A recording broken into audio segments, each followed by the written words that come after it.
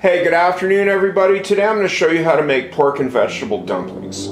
These go by a number of names. You know, you can just call them soup dumplings in soup. If they're pan fried, you know, they're just pan fried dumplings. Some people call them potstickers, jiaozi, gaoji, whatever. They're just an all-purpose dumpling that's good no matter how you make them, steamed or fried or boiled. Now for this I've got some lean ground pork from the Asian market. I got about 2 pounds here. I'm going to be using half for this and save half for another recipe I'm planning. I've got some big gai choy, basically any kind of Chinese green vegetable you can get. I want to put in some green onions in this as part of the vegetable. I got some garlic, some seasonings here. This is basically any way you want it, right? So I've got some dark soy because I like that, and some Shaoxing wine. You can use cooking sherry if you want, a little bit of sesame. And to get the water out of the cabbage, I'm going to be using some of that pink salt I made from another recipe.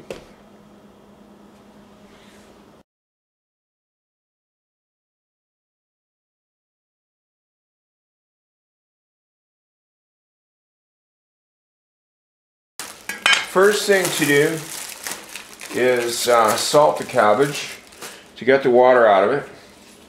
I pick off any dead bits and wash it briefly. So after I've got this all washed and separated, I'm just going to give this a rough chop into shreds. Once your cabbage is chopped, transfer it to a bowl, add the salt. I have about, I'd say a couple of teaspoons of Himalayan pink salt. You can use any kind of salt you want. I just have this stuff and it tastes really nice. So what you do is, with a clean hand of course, start squeezing the cabbage. Nearly immediately you will feel the water start to come out. You're not actually trying to squeeze the water out at this point. What you're doing is spreading the salt around, getting it all mixed through.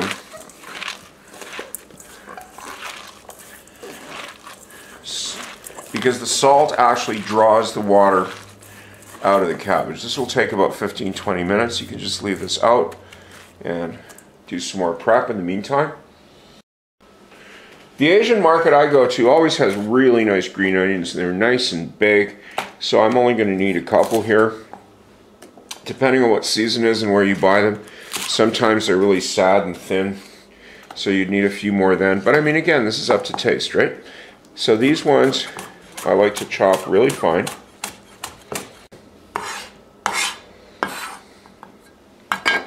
So after I've got those really finely chopped, do the garlic. Because these are going into dumplings, not only am I going to mash these and chop them really fine, I do want to rub the garlic after with the cleaver so it makes nearly a paste. So after I've got it chopped, I'm going to zoom in here so you can see what I'm talking about. If you haven't done this before, get a small amount of the garlic and start rubbing it. Draw it in with the tip of the cleaver, like that. Just keep working through it.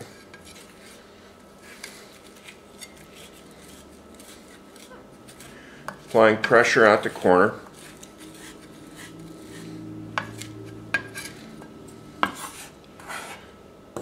If you missed any, just scrape it up and bring it into the same spot and work it over again.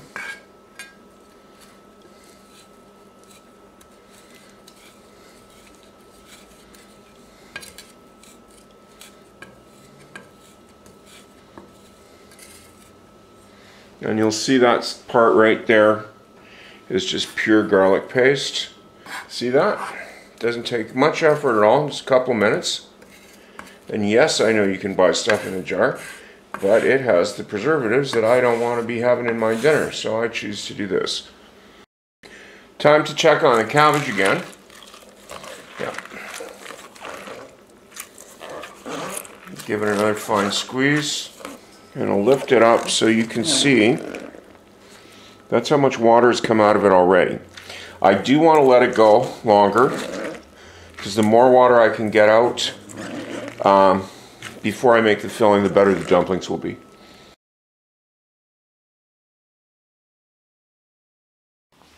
Next step is to get the wrapper dough ready. So I measure roughly 2 cups of flour. I've got unbleached all-purpose flour here. Now this is a hot water dough, so I'm going to start running the cold water now to get it ice cold. I've just got a kettle brought to a boil. So I'm going to put in 3/4 of a cup of just boiled water and try to do this pretty quick. So there's the half. There's 1/4. And I'm going to cool off that cup right away, because I'm going to be needing 1/4 cup of ice water to finish this off. So I'm just going to mix this up quickly with a spatula. Get the hot water worked through as quick as possible into the flour. Once that's mixed in evenly and it's warm enough that you can touch it, either use ice water or 1/4 cup of cold water. My taps run nearly ice cold. Unfortunately, it's still sort of winter here. One day it snows, one day it doesn't. And just add that all at once.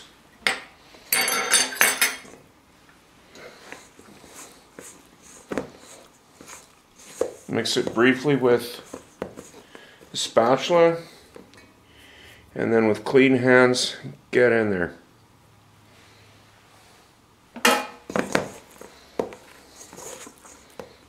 So what you want to do is pick up the dough from the bottom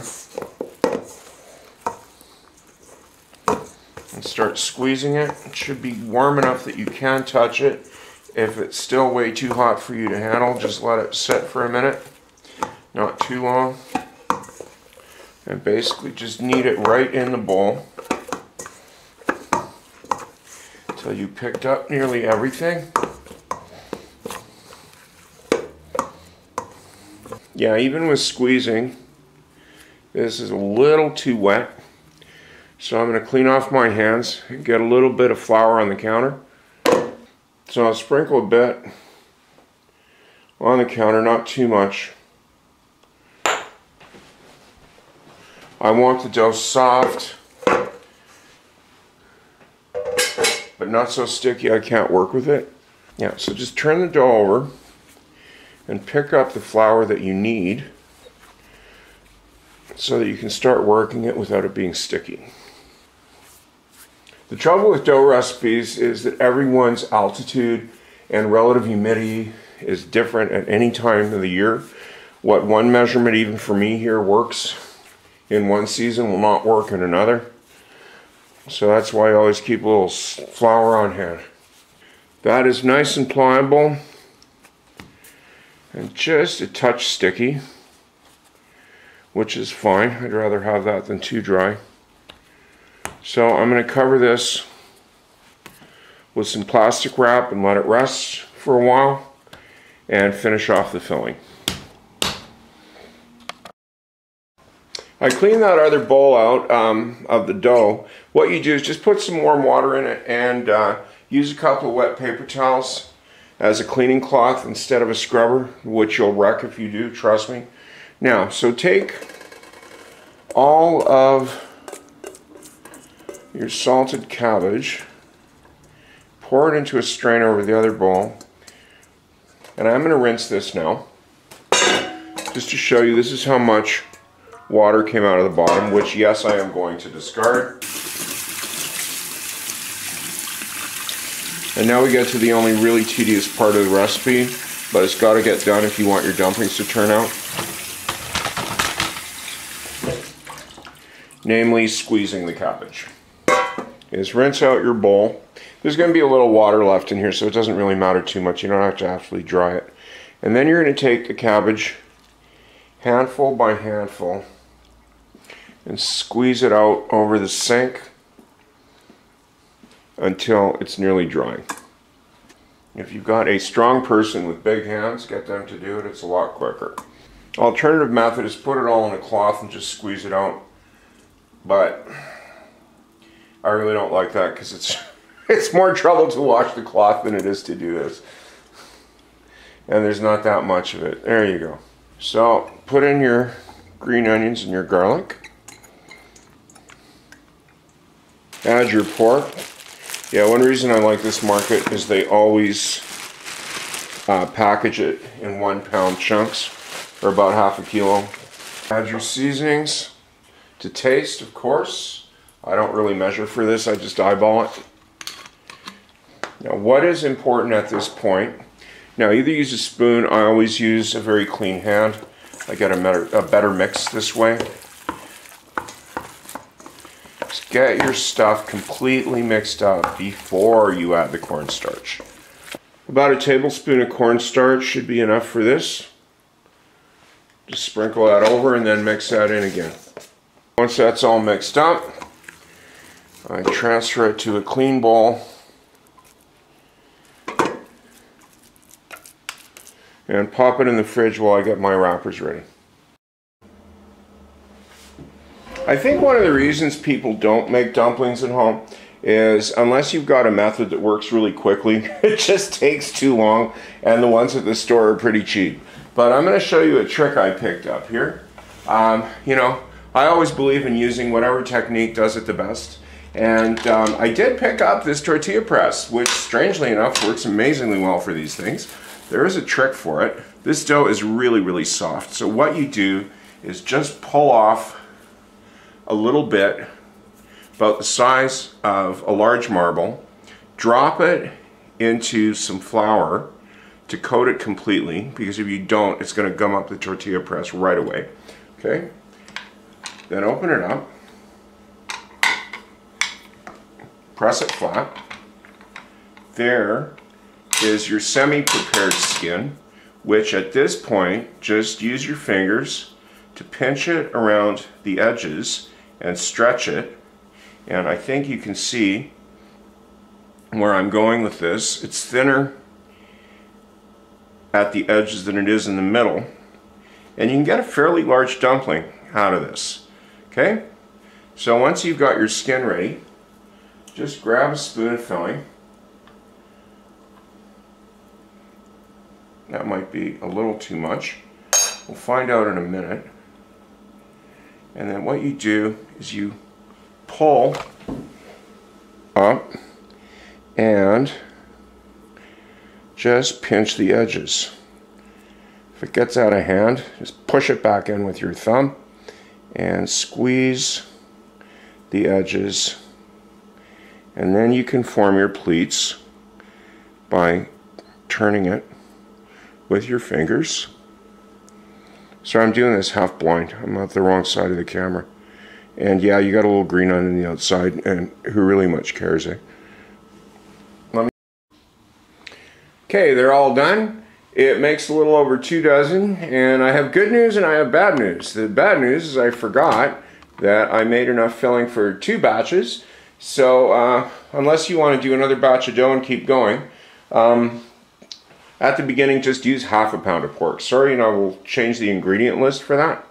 Actually, it's just as good, because what I'm going to do is I'll just pop this in the fridge right now and use it for another Chinese recipe. As I said at the beginning, you can use these in soup or steam them. I'm going to do them pan fried like pot stickers, and to do that I'm just going to get some oil. Even though this is non-stick, you still want to fry the bottom, so I put some but not too much, and get that going over medium heat. Spread the oil around a bit to coat it, And actually, since you're going to be packing these in, you can actually use them, the first one or two, to spread it around. So I got them all packed in there, and I'm going to let the pan heat up a bit. And the nice part about doing the pot stickers like this is that you just lift them up and you look at the bottom to see if they've browned enough. When they're brown enough, but not overcooked, then you add some water, and I like to add some chicken broth because I find that adds that extra touch of flavor to the wrappers. I hope you can hear that. The dumplings are sizzling, making little kind of like steamy whistling noises. So it's time to turn them over. Yep, they're just browned nicely on the bottom. So what I'm going to do now is turn the heat down right till low.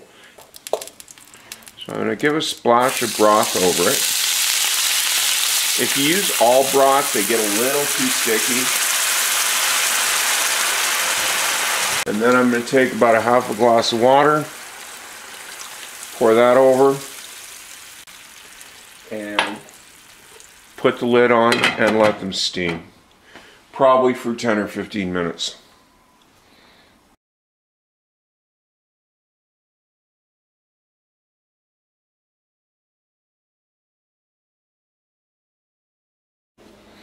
I'll just check back on these.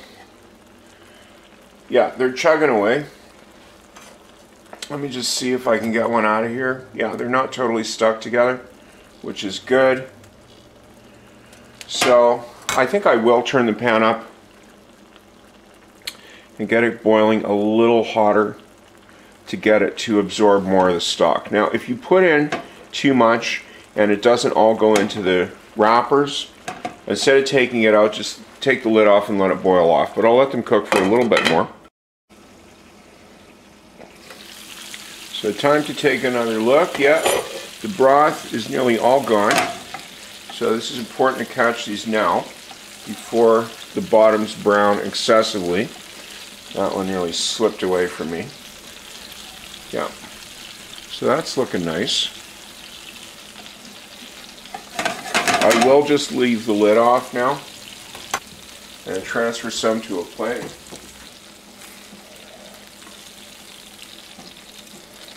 Guess that's why they call them pot stickers, eh?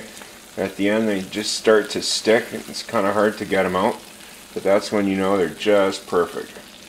Pan right off now.